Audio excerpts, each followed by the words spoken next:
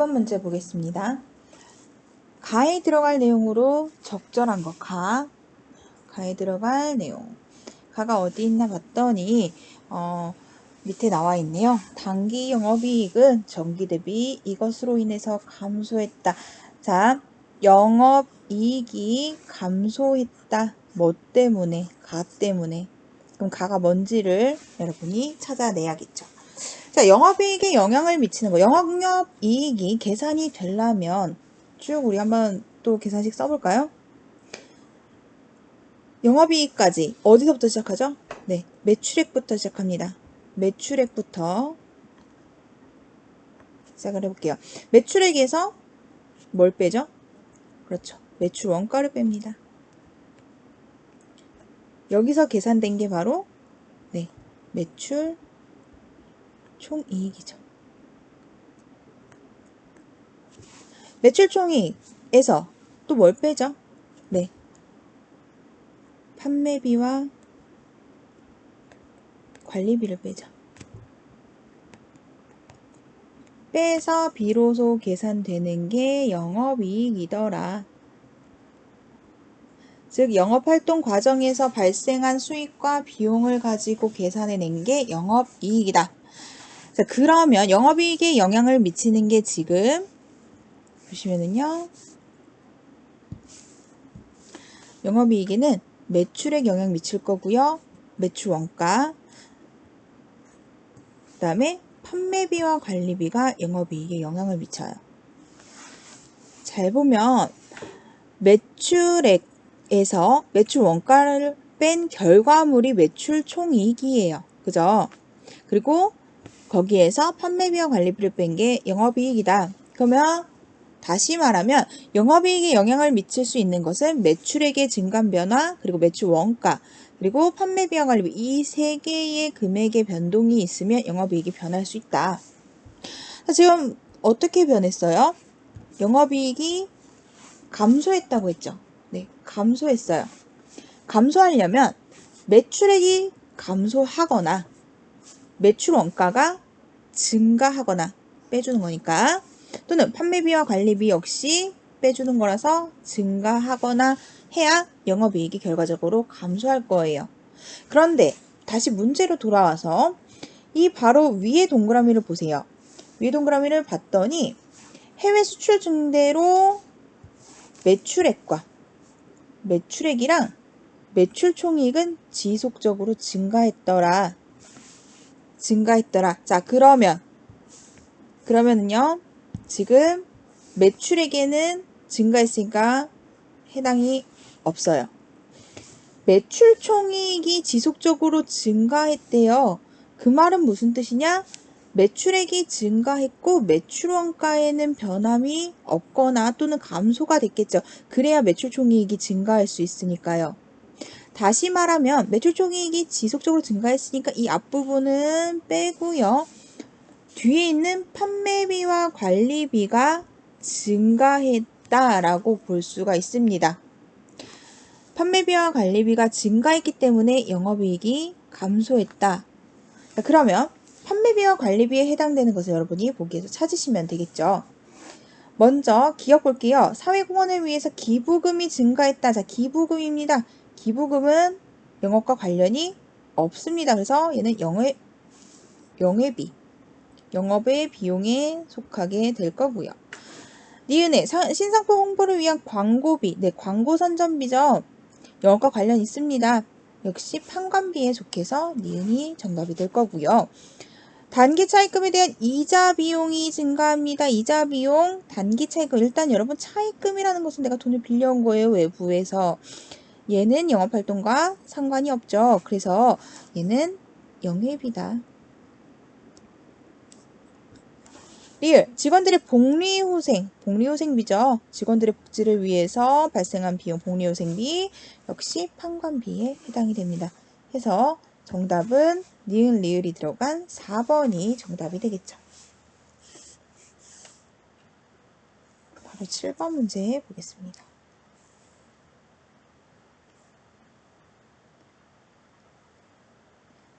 외상 매출금에 대한 대손 관련 자료가 나와 있고요.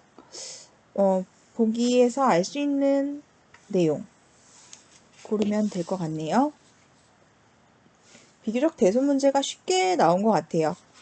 바로 밑에 보기 보면서 정답을 찾아볼게요.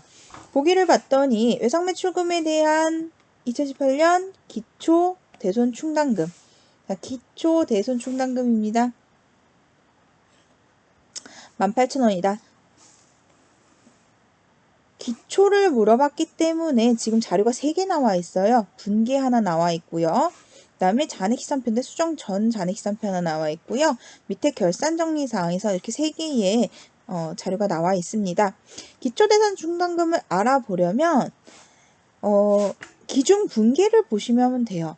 그러니까 지금 대손 충당금 나와 있는 걸로만 보면 기준 분계에 2월 27일 날 대손 충당금이 한번 등장하게 됩니다.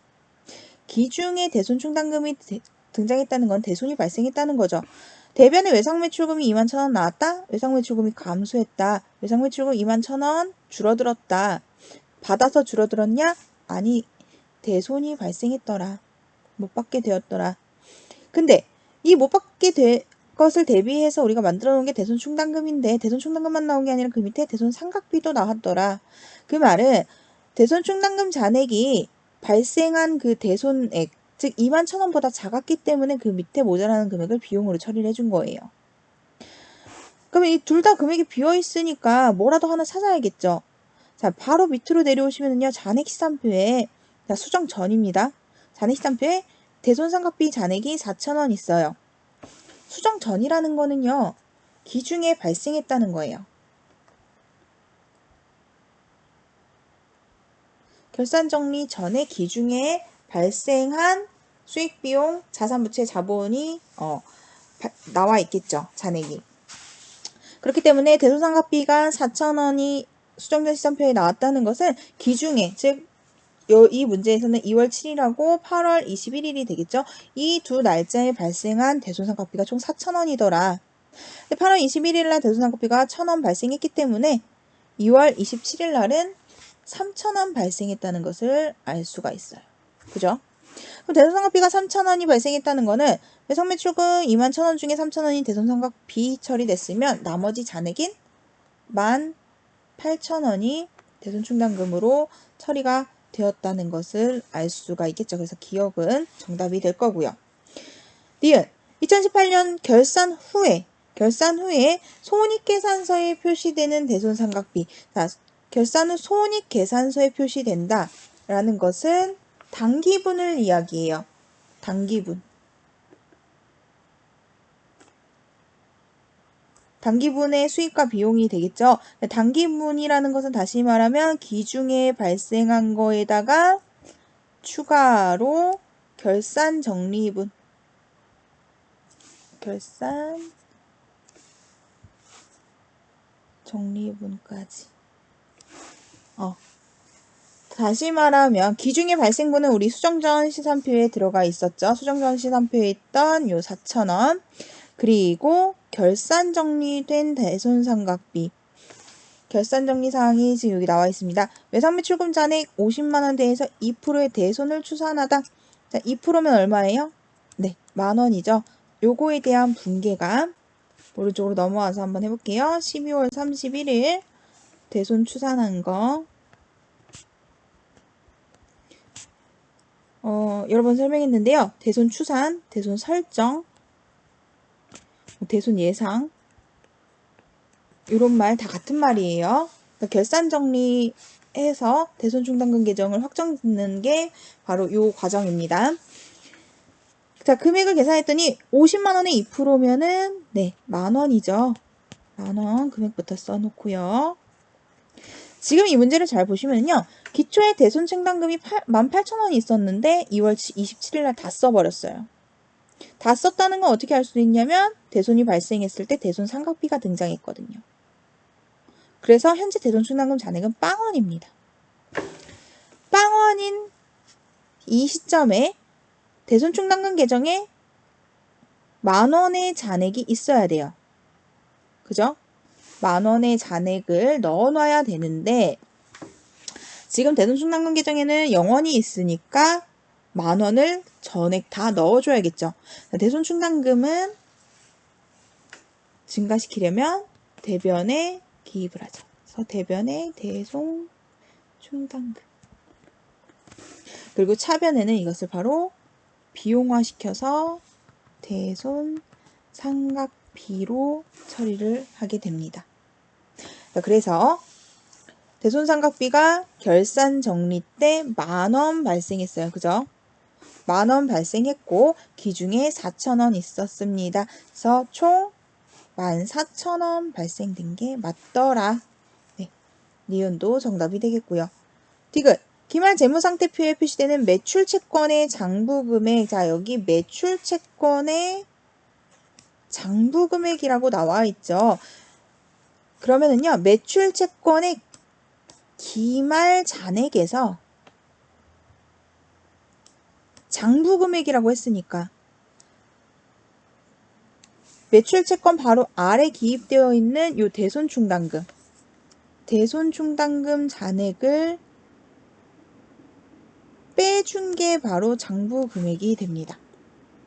기말잔액은 아까 50만원이라고 문제에서 나왔고요. 대손충당금은 우리가 방금 요 추산하면서 10,000원 설정해놨죠. 그래서 49만원이 맞더라. 네, 디귿도 맞다 해서 정답은 5번 기역, 니은, 디귿이 전부 정답이 되겠습니다.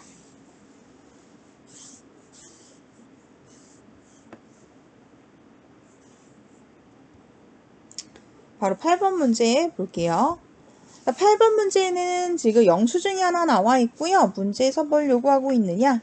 이것을 회계 처리했을 때 손익계산서에 표시되는 계정 과목이다. 자, 손익계산서에 표시되는 것은 두 개죠.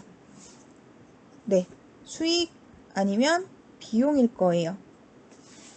근데 딱 봤더니 어떤 영수증이냐?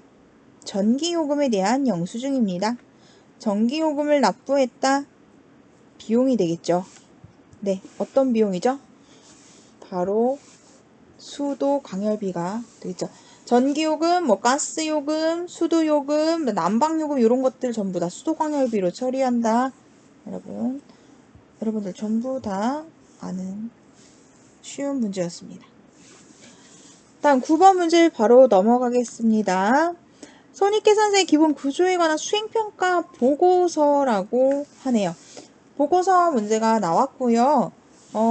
우리가 알고자 하는 것은 가에 속하는 계정 과목이 나타나는 거래. 그럼 가의 계정 과목이 뭔지부터 찾아야겠죠. 가에 대한 부연 설명을 봤더니 순자산을 증가시킨다. 여러분 순자산은요. 자본금을 뜻해요. 그죠? 자본금을 증가시키는 요인이다. 네. 수익에 대한 설명인 것 같아요. 자, 위에서 손익계산서의 기본 구조라고 했기 때문에 역시 얘도 수익 아니면 비용일 거예요. 근데 기본 구조라고 했으니까 매출액부터 나왔어요. 아까 우리 위에 그 영업이익 구하면서 썼었죠. 매출액, 매출원가, 아마 판매비와 관리비 뭐 쭉쭉쭉 해가지고 이 밑에 나오는 그런 구조를 나타낸 보고서 같아요. 자, 어쨌든 간에 순자산을 증가시키는 요인이다. 첫 번째 하이픈에서는 수익에 대한 설명이었고요. 두 번째 하이픈을 봤더니 기업의 주된 영업활동 이외에서 발생한 수익과 차익이다. 즉 영업활동 이외니까 영업외라는 말이죠. 다시 말하면 영업의 수익이 속하는 거래를 찾아라. 보기 1번부터 보겠습니다. 상품을 외성 매출하다. 상품이라는 자산을 외성 매출했다. 외성 매출 자산이고요. 만약에 3분법이라고 한다 하더라도 상품을 매출했으니까 네, 매출이라는 계정이 나오겠죠. 근데 매출은요. 영업수익이죠. 수익 중에서 유일한 영업수익인 매출. 그래서 1번은 정답이 아니고요. 2번 현금을 출자해서 영업을 개시하다. 일단 현금 자산이어서 아니고요. 영업을 개시하면은요. 우리 자본금이 증가하죠. 네, 그래서 얘 또한 해당되지 않습니다. 3번 거래처 직원의 경조사비. 거래처 직원이에요. 거래처 직원의 경조사비면은 접대비죠. 접대비. 네, 접대비인데 어쨌든 비용으로 끝났기 때문에 얘도 해당되지 않고요. 뒤에 현금이라는 자산 나와서 마찬가지로 틀렸습니다. 4번 단기 대여금에 대한 뭐뭐에 대한이니까 단기 대여금 무시하면 되고요. 단기분 이자. 이자를요. 현금은 해당 없고요. 받았습니다. 이자를 받았습니다. 이자 수익이 되겠죠. 이자 수익은 영업과 관련이 없죠. 그래서 영업의 수익 4번이 정답이 되겠습니다. 5번은 왜 틀렸는지 볼게요. 업무용 트럭. 업무용 트럭은 차량 운반구죠. 얘를 수리했습니다. 네, 수리했으니까 차량 유지비예요. 간혹가다 수선비라고 쓰는 경우가 있는데 업무용 트럭 차량을 수리했기 때문에 이 경우에는 차량 유지비라는 비용을 사용하게 됩니다. 어쨌든 비용이어서 얘도 해당이 되지 않고요. 당좌 수표를 발행해서 지급했다. 당좌예금이죠. 마찬가지로 자산이어서 오답이었습니다. 그래서 9번의 정답은 4번이더라. 벌써 마지막 문제가 되었네요. 10번입니다. 전표가 나와 있어요. 가와 나에 들어갈 내용. 가에는 전표가 어떤 전표인지 전표의 종류를 기입할 거고요. 나에는 계정 과목을 기입하면 됩니다. 일단 지금 이 전표 그림만 봤을 때 여러분은 가에 들어갈 것을 2개로 줄일 수가 있어요. 지금 양변, 차변, 대변이 나눠서 나오지 않고 한 변만 나왔어요. 네, 현금을 기준으로 현금이 들어온 입금 전표, 현금이 나가는 출금 전표 둘 중에 하나구나 라는 것을 바로 알 수가 있습니다. 결국 보기에서는 5번은 정답이 될 수 없겠네요. 자, 그러면은 적요란을 보겠습니다. 적요란을 봤더니 건물에 대한 뭐뭐에 대한 건물은 필요 없네요. 당어울분에 월세를 수령했어요. 받았어요. 그러면은 돈이 들어왔다는 얘기죠. 네.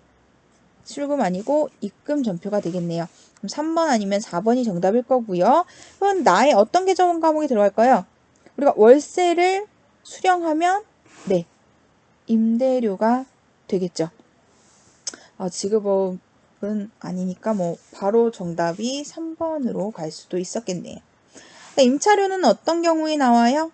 임차료는 월세를 지급할 경우에 나오겠죠. 자, 여러분 여기 보기에서 보기만 보고도 바로 답을 이렇게 빼낼 수가 있는데요. 출금 전표에는 임대료가 어울리지 않아요. 왜? 출금이라는 건 돈, 현금이 나갔다는 건데 임대료는 돈을 받은 거예요. 그죠? 그러니까 1번 같은 경우는 정답이 될 수가 없을 거고요. 나머지 2번, 4번, 5번은 있을 만한 거래이기는 하나, 네. 월세인 것을 여러분들이 캐치를 하고 수령했다는 말로 입금 전표를 먼저 찾아냈다면 빠르게 문제를 풀 수 있었을 겁니다. 자, 이렇게 5번부터 10번까지 풀어봤고요. 이번 시간은 여기까지 하고요. 다음 시간에 11번부터 풀어보도록 하겠습니다. 수고하셨습니다.